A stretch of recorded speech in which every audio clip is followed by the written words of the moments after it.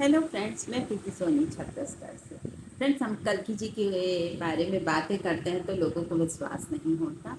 कोई बात नहीं, धीरे धीरे समय आ रहा है कि लोगों को विश्वास हो जाएगा और जून से आप देखिएगा उनका विश्वास जो है हमारी बातों पर बिल्कुल होने लगेगा कि वाकई में इतना बड़ा परिवर्तन हो रहा है। हम लोगों को तो समझ ही नहीं आ रहा था। हम लोग को तो बस ये लगता था कि अभी तक ये होता ही रहता है, कोई नई बात नहीं है ना। लेकिन जून से लोगों को पता चलेगा कि जो कल के अवतार के बारे में बातें की जा रही हैं या आने वाले समय में युग परिवर्तन के बारे में वो कितनी ज़्यादा सच हो रही है। और इसका एक बहुत बड़ा एग्जाम्पल है। देखिए, कल की बस जहाँ देखो कल के अवतार की आजकल चर्चा हो रही है। भले कोई क्या करता है कि नहीं मानने के उद्देश्य से बात करता है, अरे यूट्यूब पे इतने वीडियो बन रहे हैं कल के अवतार को तो हम नहीं मानते, चाहे कोई निगेटिव थॉट रखे या फिर पॉजिटिव, है ना। लेकिन बात तो कल की जी के ही कर रहा है और यही तो सबसे बड़ी भविष्यवाणी का सत्य है कि बस कल की जी की चर्चा चारों तरफ होने लगेगी। वो नकारात्मक रूप से सोचे। कोई कोई क्या होता है कि हाँ वीडियो देखता है ऐसे और बाद में सोचेगा अरे कोई कल के अवतार नहीं आने वाला है, सब ऐसे बोल रहे हैं, अभी कहाँ कल के अवतार आएंगे। यानी दिमाग उसका कल के अवतार में चला गया ना किसी न किसी रूप में। अब ये तो हुए उनके नकारात्मक सोच, लेकिन अब आप सोचो कि जो नहीं विश्वास करना चाहते, यानी वो उनका मन तो जानता है, उनकी आत्मा तो जान रही कि ये लोग सही बोल रहे हैं, लेकिन फिर भी विश्वास नहीं कर पा रहे। तो आप सोचो कि वो कितने ज़्यादा नकारात्मक सोच वाले होंगे जो भगवान पे विश्वास नहीं कर रहे। लेकिन यहीं पर अगर वो इस सोच को अपना ले कि हाँ, मान लो कि कल के अवतार नहीं भी आ रहे, लेकिन हम इनको मान ले कि भगवान आ रहे हैं, तो भी कल्याण हो जाएगा। कि ये इतनी बड़ी बात है ना, कोई छोटी मोटी बात नहीं है भगवान का 64 कलाओं के साथ आना। लेकिन क्या है, जिनको नहीं मानना है वो नहीं मानेंगे, चाहे कोई कितना भी समझा ले। लेकिन जिसको मानना है वो एक बार ऐसे वीडियो सुनेगा और उसको विश्वास हो जाएगा। अरे वाह, इतनी सुंदर भगवान की बातें बताई जा रही है, क्यों ना सुना जाए, इस पर विश्वास करके देखा जाए। विश्वास करने में क्या है?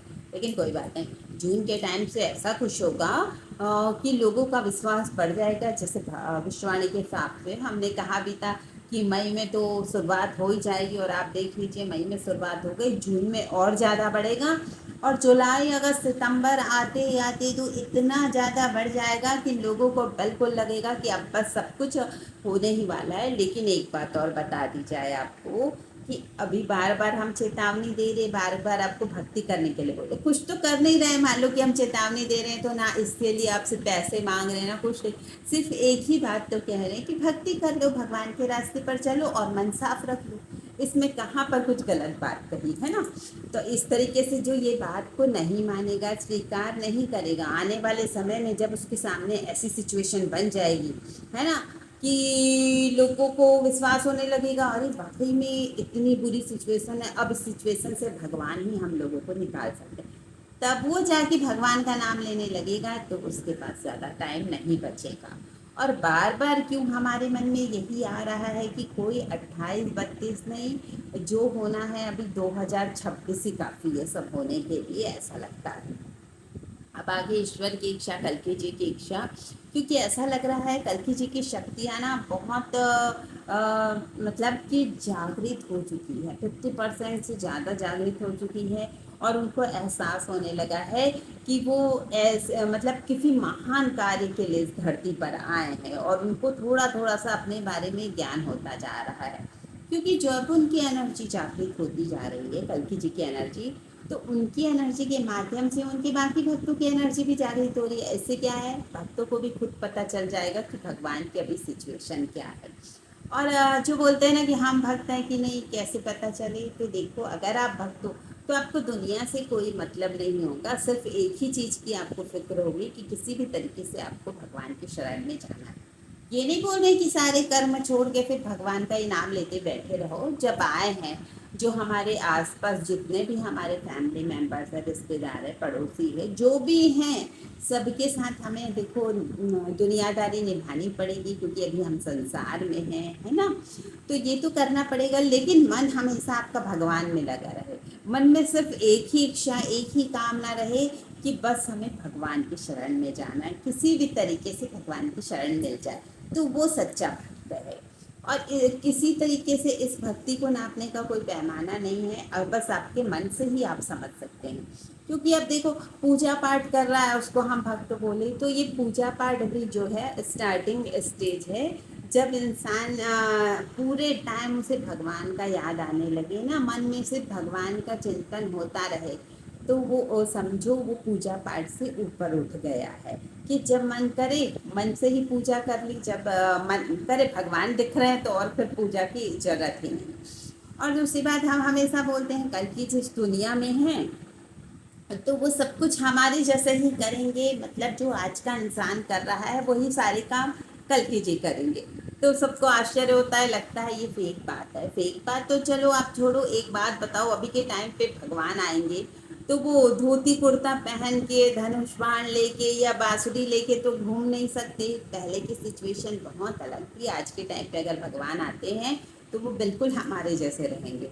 और रही जैसे रमा जी की बात है ना, तो जो कल्कि जी के साथ आएंगी, पद्मा जी कह लो या रमा जी कह लो, वो भी अभी के टाइम पे ही आएंगी, कलयुग के टाइम पे। तो वो हमारे ही जैसे कपड़े पहनेंगे, हमारे ही जैसे उनका सब स्टाइल रहेगा।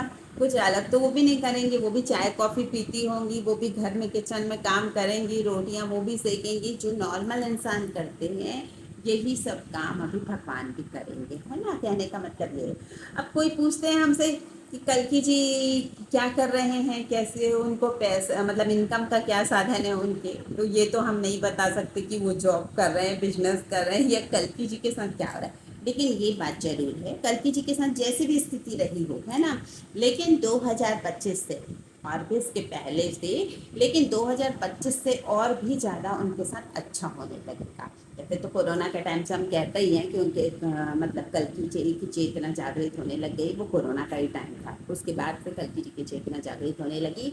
लेकिन अभी 2025 का टाइम ऐसा था कि जितने भी भक्त थे कल्कि जी के साथ साथ, जितने भी उनकी सेना थे, सबकी चेतना, सबकी एनर्जी जागृत होने लगी। क्योंकि सब तो अभी भूले हुए हैं, जो भी धरती पर आए हैं जितने भी हैं सब वो भूले हुए हैं। तो सबकी चेतना जो है जागृत होने लगी। तो कल्कि जी का टाइम भी अब अच्छा चलने लगा है। उनके साथ जैसे भी बुरी सिचुएशन रही हो, अब वो सब समय बदल गया। लोग ऐसी बातों पर इसलिए भी यकीन नहीं करते कि इतने सारे फेक जो है प्रवचन करता, इतनी सारी फेक बातें, उसके बाद पैसे मांगने लगते हैं। आधा तो मतलब दिमाग जो है, लोगों की बुद्धि ऐसे ही भ्रमित हो जाती है, अरे ये जो बातें कर रहे हैं ऐसे तो बहुत सारे प्रवचन करता है, उटपटांग की बात सुनाते हैं, ये भी उटपटांग की बात सुना रहे। हम अगर पूरी तरीके से सच बताएं कि हमें क्या फील होता है या कैसा लगता है, तो लोगों को विश्वास नहीं होगा। क्योंकि जो लोगों को, दूसरों को मूर्ख बनाते हैं, दूसरों को ठगते हैं, वो लोग भी ऐसी झूठी बातें, फेक बातें बनाते हैं जिससे हमें फील होता है। तो पूरी तरीके से हर बातें यहाँ पर नहीं शेयर की जा सकती। कुछ लोग पूछते हैं आप एक्सपीरियंस बताइए, आपको क्यों ऐसा लगता है कल्कि जी को लेकर। तो सारी बातें ऐसे नहीं बताई जा सकती, क्योंकि फिर लोगों को लगेगा कि ये भी फेंक रहे हैं जैसे बाकी लोग फेंकते हैं। बाकी क्या है, जितने प्रवचन करता है अच्छे अच्छे प्रवचन करते हैं, भले उनको भगवान में विश्वास नहीं, खुद भगवान उनको ना मिले हों, लेकिन उनकी वाणी इतनी मधुर होती है, इतनी अच्छी होती है उनकी वाक शक्ति। और वो कुछ भी ऐसा बताते हैं, उसके बाद आप देखते हैं लाखों करोड़ों रुपए लेकर, मोस्टली तो लाखों ही, कि कहीं पर भी प्रवचन करने के लिए आते हैं। और फिर सारे लोगों को लगता है अरे यही हमारे संत हैं, ये इस तरीके से लूट रहे हैं लोगों को, तो क्या विश्वास की जाए आम लोगों में, है ना। एक तो हम आम लोगों को, हम जैसे लोगों को लोग तो कुछ समझते हैं नहीं, क्योंकि बड़ा नाम चाहिए उनको, बढ़िया वो रुतबा चाहिए। तो वो सब बड़े बड़े प्रवचनकर्ता में मिलता है, और बाद में उनकी बातें सुनकर मन जो है धर्म को मतलब छोड़ने को करता है। अरे ये सब फेक बातें, ये तो कुछ भी बता रहे, अपनी जेब भर रहे हैं। बाद में उनके पीछे कुछ नई नई खबरें आने लगती है, तो लोगों का मन हटने लगता है। लेकिन बस सब बात को छोड़कर आप एक बात याद रखिए कि सिर्फ और सिर्फ मन भगवान में लगाना है। कोई कुछ भी बोले, किसी भी चीज़ के लिए आपको बोले कि इसमें मन लगाओ, मुझ में मन लगाओ, मुझे पैसे दो, ये करो वो करो, ये सब फालतू की बात है। और बहुत ही ज़्यादा ये भी सोचना कि हम पूजा करें, हमारी तो डेली पूजा करने की आदत है, डेली फूल चढ़ाएं, मतलब कहने का मतलब ज़्यादा कर्म कांड पर भी विश्वास नहीं करो। सबसे मेन बात है कि मन ईश्वर में लगना चाहिए, वो कैसे भी करके हो। ये जो पूजा पाठ है, ये जितना हम भागवत ग्रंथ वगैरह जितना भी पढ़ते हैं, रामायण पढ़ लिया, गीता पढ़ लिया, जो भी है, ये सबका क्या है, नथिंग से समथिंग अच्छा है। ये सब कुछ जानने के लिए कि हमारा मन भगवान में लग जाए बस।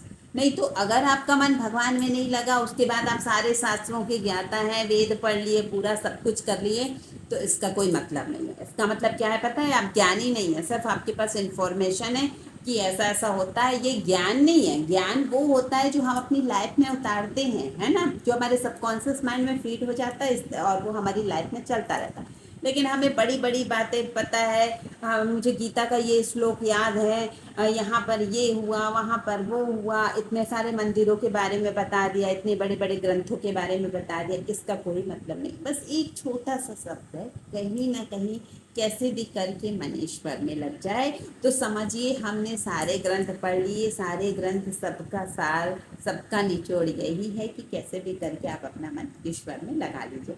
अगर आपको मेरी बात सही लगती है तो हमारा वीडियो लाइक कमेंट शेयर ज़रूर कीजिए, और अपने अच्छे कमेंट करके हमें ज़रूर आगे भी अपनी राय ज़रूर रखते रहिए। आपकी जो राय है बहुत बहुमूल्य है, हमें आगे बढ़ने में सहायता करती है। और जो नए हमारे चैनल पर, हमारा चैनल सब्सक्राइब ज़रूर करें। Thank you friends.